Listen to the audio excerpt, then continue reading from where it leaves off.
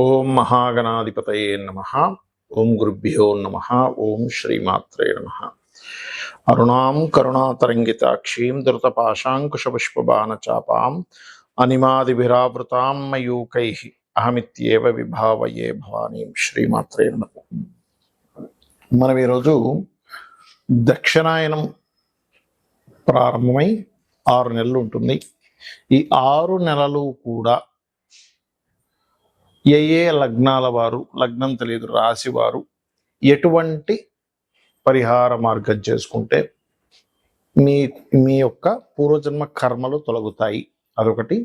రెండవది, 6 నెలల్లో ఏ నెలలో ఎటువంటి కర్మలు ఆచరించాలి, అందులో ముఖ్యంగా దైవిక కర్మలు అని చెప్పేది, సహజంగా చేసుకునేటువంటి వేరు. ఇక్కడ date of birth, time, place, రాశి, నక్షత్రము, లగ్నం తెలియని వారు కూడా ఏ నెలల్లో ఈ 6 నెలలు ఎటువంటివి ఆచరిస్తే మన కర్మ తొలగుతుంది. మరియు ఇది శ్రావణ మాసం కాబట్టి శ్రావణ మాసంలో మనకి ఎవరెవరికి ఎటువంటి ఇబ్బందులు ఉన్నప్పుడు ఎటువంటి దానములు ఇచ్చినట్లయితే బాగుంటుంది అనేటువంటి విషయాలు ఇప్పుడు మనం తెలుసుకుందాం. ముందుగా మేష లగ్నము, మేషరాశి. మేషం వారికి పంచమ స్థానం ఏదైతే ఉందో అది రవి యొక్క స్థానం అవుతుంది. అక్కడ ఇప్పుడు ప్రజెంట్ కేతు ఉన్నాడు కాబట్టి ఈ దక్షిణాయనంలో మీ పూర్వజన్మ కర్మ తగ్గి మీకు పుణ్యఫలం పెరగాలి అంటే మీరు చేయవలసింది ఏంటి? మొట్టమొదటిగా ఈ దక్షిణాయనం మొత్తము కూడా పెసలు, గుర్తుపెట్టుకోండి, పెసలు, కందులు, వీలైతే గోధుమలు కూడా దానంగా ఇవ్వండి. ఉలవలు కూడా, పెసలు, కందులు, గోధుమలు, ఉలవలు కూడా దానంగా ఇవ్వండి. ఇస్తూ ఉంటే ఏమవుతుందంటే ఇక్కడ ఈ 6 నెలల పాటు ఉన్నటువంటి గ్రహస్థితులు ఏవైతే ఉన్నాయో, అలాగే మీకు ఒక రకంగా చెప్పాలంటే 12వ స్థానం ఉండే శని వక్రించినందుకు ఏలినాడు శని కూడా తగ్గింది. ఇక్కడ దాని ప్రభావం కూడా తగ్గుతుంది.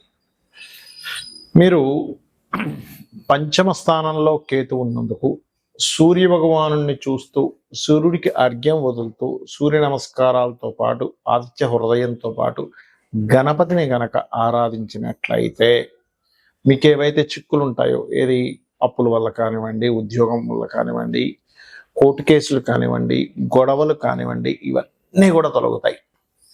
కాకపోతే ఈ 6 నెలల్లో ముఖ్యంగా మొదటి జూలై 28 నుంచి ఒక 45 రోజుల పాటు ఏమవుతుందంటే కుజుడు 6లో ఉన్నందుకు కొంత ఘర్షణ వాతావరణాన్ని ఇస్తాడు. అక్కడ ఒక రకంగా చెప్పాలంటే కాంపిటీషన్ స్పిరిట్ని, శత్రువుపై జయాన్ని కూడా ఇస్తాడు ఇక్కడ, అందులో ఎటువంటి సందేహం లేదు.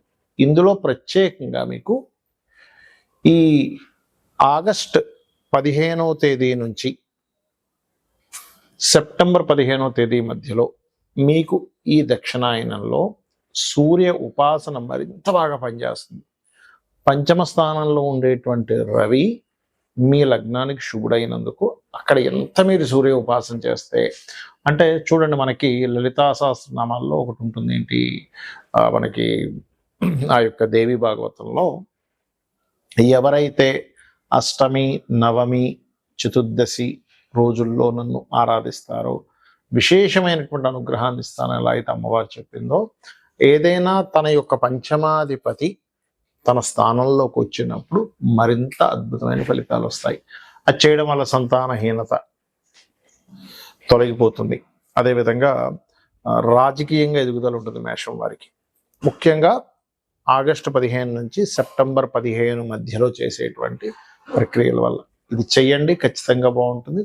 ఏ నెలల్లో ఏమేం చెయ్యాలనే విషయాలు కూడా మనం తెలుసుకుందాం. ముందుగా ఈ రాసుల్లో సూర్య భగవానుడు ఈ ఉత్తరాయణం అంతా కూడా భూమి నుంచి నీరు ఏదైతే ఉంటుందో గ్రహించి నీరు పలానా ఏవేవైతే తీసుకోవాలో తీసుకొని దక్షిణాయనంలో మొత్తం వదులుతాడు. అందుకే మనకి దక్షిణాయనంలో వర్షాలు పడడం జరుగుతుంటుంది. మరి ఆయన అంత పని చేస్తున్నాడుగా, సూర్య భగవానుడే లేకపోతే పరిస్థితి ఏమిటి? అసలు ప్రపంచమే ఉండదు ఇంకక్కడ.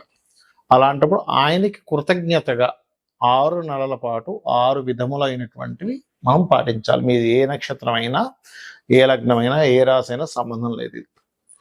మొట్టమొదటిగా మనకి జూలై 14, 15 ఆ తారీఖుల నుంచి, ముఖ్యంగా 15, 16 కూడా ఒక్కొక్కసారి సూర్య భగవానుడు మార్పుల వల్ల 15 వేసుకోండి రఫ్గా.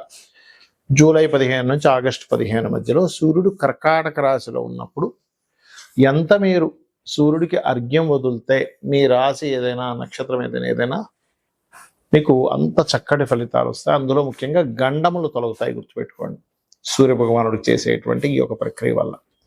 మరియు జల సంబంధించిన అదేవిధంగా క్షీర సంబంధించిన దానాలు ఎక్కువగా ఇస్తూ ఉండాలి. ఓకే, లేదా అన్నదానాలు ఎక్కువగా చేస్తూ ఉండాలి.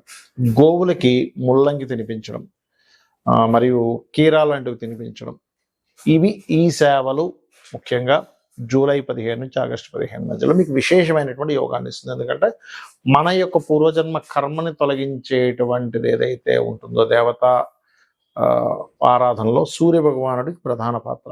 దాని తర్వాత లలిత సహస్రనామాలు చేసుకోమని చెప్పారు. అంటే రెండు ఒకటే, ఆ అమ్మవారే సూర్య రూపంలో ఉంది అక్కడ. అదేవిధంగా విష్ణు సహస్రనామాలు చేసుకునేవారు విష్ణు సహస్రనామాలు చేసుకుంటారు. ఏదైనా ఆలయానికి వెళ్ళి సేవ చేసుకునే వాటి వల్ల కూడా తగ్గుతుంది. ఇక రెండవది, ఆగస్టు 15 తేదీ నుంచి సెప్టెంబర్ 15వ తేదీ మధ్యలో ఎంత సూర్య నమస్కారాలు చేసుకోవడము. అయితే ఇందులో రెగ్యులర్గా చేసే ఈ 6 నెలల్లో కూడా సూర్యుని వదిలిపెట్టకూడదు ఎక్కడా కూడా.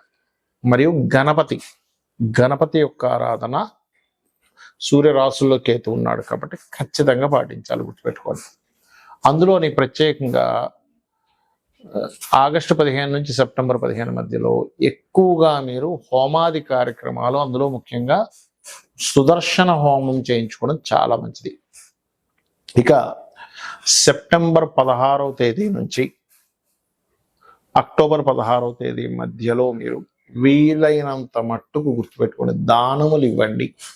ఆ దానాలు కూడా మీకు ప్రస్తుతం నడుస్తున్నటువంటి మహాదశ ఏమిటి, అంతర్దశ ఏమిటి, దానికి ఎవరు అంటే ఉదాహరణకి రవి నడుస్తుంది అనుకోండి, రవి మహాదశ అంతర్దశ నడుస్తుంది, గోధుమలు, చంద్రుడైతే బియ్యము, కుజుడైతే కందులు, బుధుడైతే పెసలు, గురువైతే శనగలు, శుక్రుడైతే బొబ్బర్లు అంటే అలసందలు అంటారు, శని అయితే తెల్ల నువ్వులు ఇవ్వచ్చు, లేదా నల్ల నువ్వులు తీసుకునే వాళ్ళంటే ఇవ్వచ్చు. రాహు మహాదశ అంతర్దశ నడుస్తుంది అనుకుంటే మినుములు, కేతు అయితే ఉలవలు దానంగా ఇవ్వాలి. ఇది గుర్తుపెట్టుకోండి. మరి అక్టోబర్ 16వ తేదీ నుంచి నవంబర్ 16వ తేదీ వరకు 15-16 వరకు చూసుకుంటే గనక ఈ సమయంలో ఎక్కువగా స్తోత్రములు వింటూ ఉండాలట. అంటే లలిత కావచ్చు, ఏదైనా విష్ణు సహస్రనామాలు కావచ్చు, ఏదైనా శ్రవణం ఎక్కువగా చేస్తూ ఉండాలి. పఠనము శ్రవణము, లేకపోతే శ్రవణం లేకపోతే సహస్రనామాలు పఠనం చేయడం, ఇవి ఎంత చేస్తాయి ఈ మాసంలో అంత అద్భుతమైన ఫలితాలు ఉంటాయి. ముఖ్యంగా ఈ మాసంలో చేసే వాటి వల్ల మీ యొక్క కామ్యము నెరవేరుతుంది, గుర్తుపెట్టుకోండి.